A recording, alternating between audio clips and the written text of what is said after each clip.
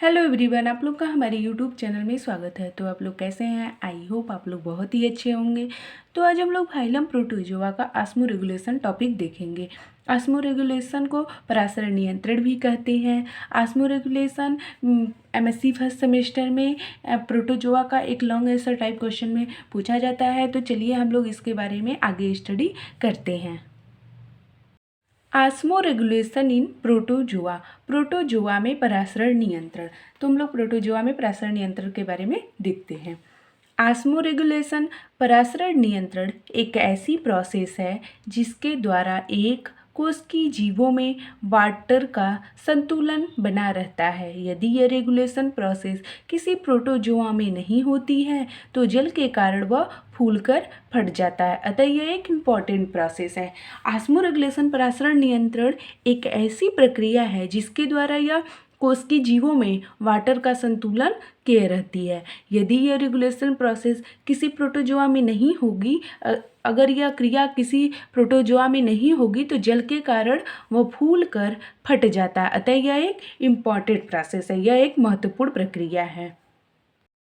सभी अलवणजली अमीबा एवं other protozoa में जल की अनावश्यक मात्रा को निकालने के लिए कंट्रैक्टाइल वैक्यूल संकुचनशील रिक्तिका के रूप में विशेष प्रबंध होता है। सभी अलवणजली अमीबा एवं अदर अन्य प्रोटोजोआ में जल की अनावश्यक मात्रा को निकालने के लिए कंट्रैक्टाइल वैक्यूल संकुचनशील रिक्तिका ऑर्गन का यूज किया जाता है। यह वैक्यूल आवश्यकता से अधिक जल को निरंतर बाहर पंप करती रहती है। यह वैक्यूल जो रिक्तिका है वो आवश्यकता से अधिक जल को निरंतर बाहर निकालती रहती है, जिसे जल संतुलन अर्थात ऑस्मोरेगुलेशन पराशरण नियंत्रण कहते हैं। जिसे जल संतुलन अर्थात ऑस्मोरेगुलेशन या पराशरण नियंत्रण कहते हैं। अब हम लोग कंट्रैक्टाइल वैक्यूल संकुचनशील रिक्तिका के बारे में जान लेते हैं। कंट्रैक्टाइल वैक्यूल संकुचनशील रिक्तिका। कंट्रैक्टाइल वैक्यूल एक सेलुलर स्ट्रक्चर ऑर्गेनेल है जो ऑस्मोरेगुलेशन में शामिल है। संकुचनशील रिक्तिका कंट्रैक्टाइल वैक्यूल जो है एक सेलुलर स्ट्रक्चर ऑर्गेनेल, सेलुलर एक कोशिकीय अंग है जो ऑस्मोरेगुलेशन में शामिल है, जो पराशरण नियंत्रण में शामिल होता है। यह मुख्य रूप से प्रोटिस्ट एंड यूनिसेलुलर एल्गी में पाया जाता है। यह मुख्य रूप से protist, protozoan and unicellular algae एक कोशिकीय शैवाल में पाया जाता है। इसे पहले पल्सेटाइल या पल्सेटिंग वैक्यूल के रूप में जाना जाता था। इसे पहले पल्सेटाइल या पल्सेटिंग वैक्यूल, पल्सेटिंग रिक्तिका के रूप में जाना जाता था। कंट्रैक्टाइल वैक्यूल का उद्देश्य ऑस्मोरेगुलेशन या ऑस्मोटिक प्रेशर के नियमन के रूप में जानी जाने वाली प्रोसेस के माध्यम से सेल से पानी को पंप करना है।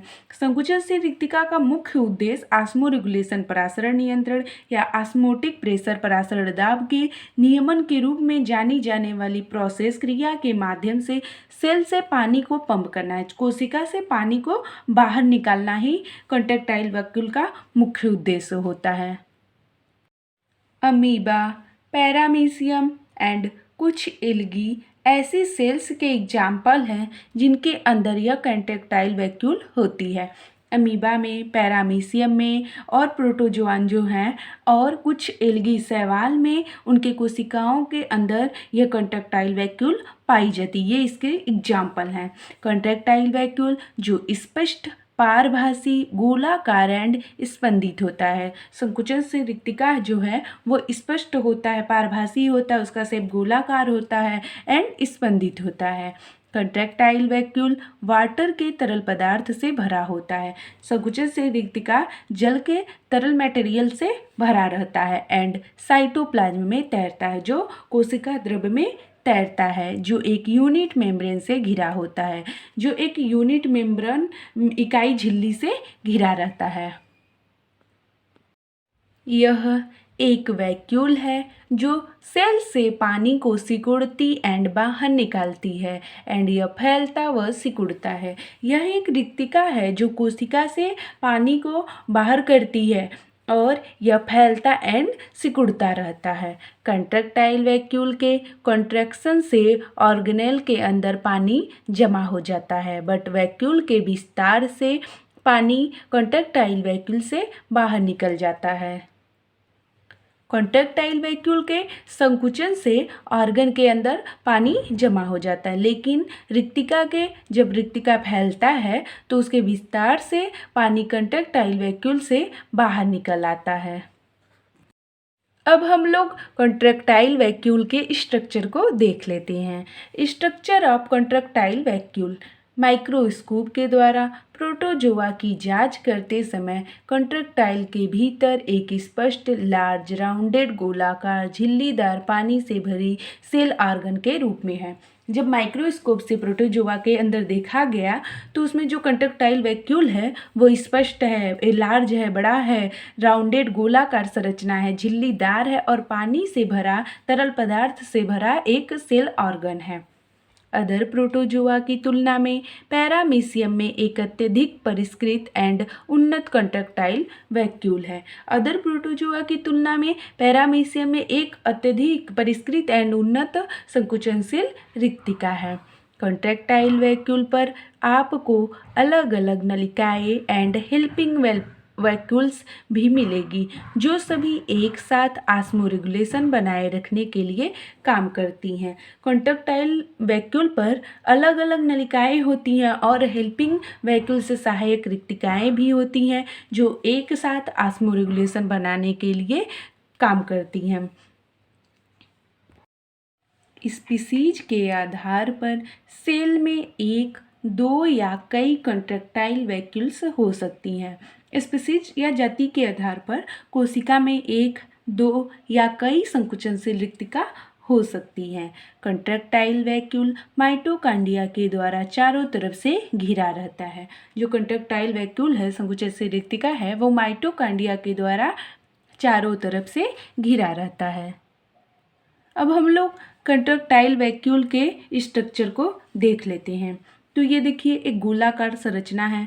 संकुचनशील रिक्तिका का स्ट्रक्चर गोलाकार होता है। इसमें छोटी छोटी जो रिक्तिकाएं हैं ये स्मॉल एसेसरी वैक्यूल्स जो ऑस्मोरेगुलेशन में कॉन्ट्रैक्टाइल वैक्यूल की सहायता करती हैं। ये कॉन्ट्रैक्टाइल वैक्यूल के चारों तरफ माइटोकॉन्ड्रिया पाया जाता है जो इसको घेरे रहता है। तो आप लोग इसका स्ट्रक्चर देख सकते हैं। ये कॉन्ट्रैक्टाइल वैक्यूल अमीबा का है। Position of contractile vacuole. अब हम लोग कॉन्ट्रैक्टाइल वैक्यूल के पोजीशन के बारे में जान लेते हैं। कॉन्ट्रैक्टाइल वैक्यूल का पोजीशन नहीं डिफाइन किया गया है। कॉन्ट्रैक्टाइल वैक्यूल का जो पोजीशन है वो नहीं डिफाइन किया गया है। कभी कभी यह एंडोप्लाज्म में कहीं भी पाया जा सकता है, कभी कभी यह एंडोप्लाज्म में कहीं भी पाया जा सकता है। कॉन्ट्रैक्टाइल वैक्यूल की संख्या 2 होती है। कॉन्ट्रैक्टाइल वैक्यूल की जो संख्या है वो 2 होती है। युग्लिना में कॉन्ट्रैक्टाइल वैक्यूल्स रिजर्वायर के साइड में इंटीरियर एंड पर पाया जाता है। युग्लिना में कॉन्ट्रैक्टाइल वैक्यूल संकुचनशील रिक्तिका रिजर्वायर के साइड में इंटीरियर एंड पर पाया जाता है।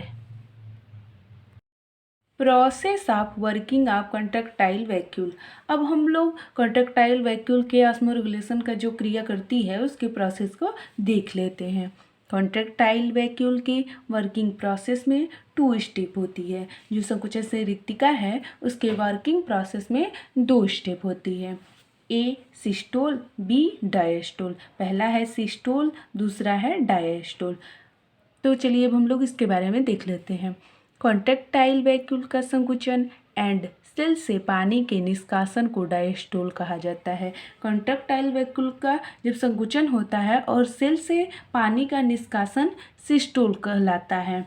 कॉन्ट्रैक्टाइल वैक्यूल में पानी प्रवाहित होता है तो उसे डायस्टोल कहते हैं। जब कॉन्ट्रैक्टाइल वैक्यूल में पानी प्रवाहित होता है तो उस प्रक्रिया को डायस्टोल कहते हैं। कॉन्ट्रैक्टाइल वैक्यूल सेल्स की रक्षा करती हैं। जो कॉन्ट्रैक्टाइल वैक्यूल है, संकुचनशील रिक्तिका है, वो कोशिकाओं की रक्षा करती है। यदि सेल में बहुत अधिक पानी है तो यह तब तक फैलेगा एंड फूलेगा जब तक कि यह फटकर सेल को नष्ट न कर दे। कंट्रैक्टाइल वैक्यूल इसे नियंत्रण में रखती है। यदि कोशिका में बहुत अधिक पानी है तो वह तब तक फैलेगा और फूलेगा जब तक कि कोशिका फटकर नष्ट ना हो जाए। तो कंट्रैक्टाइल वैक्यूल उस कोशिका को फटने से इसे बचाती है और इसे इस क्रिया को नियंत्रण में रखती है। कंट्रैक्टाइल वैक्यूल अपने वर्किंग प्रोसेस में निम्न थ्योरी को फॉलो करती है। जो संकुचन से रिक्तिका है वो अपने वर्किंग प्रोसेस में निम्न थ्योरी को फॉलो करती है। पहला है ऑस्मोटिक थ्योरी, दूसरा है फिल्ट्रेशन थ्योरी, तीसरा है सिक्रेशन थ्योरी। पहला है ऑस्मोटिक थ्योरी, दूसरा है फिल्ट्रेशन थ्योरी, तीसरा है सिक्रेशन थ्योरी। इस थ्योरी को कंट्रैक्टाइल वैक्यूल अपने वर्किंग प्रोसेस में फॉलो करती है। Function of contractile vacuole. अब हम लोग कंट्रैक्टाइल वैक्यूल के फंक्शन को देख लेते हैं। संकुचन से रिक्तिका के क्या कार्य हैं।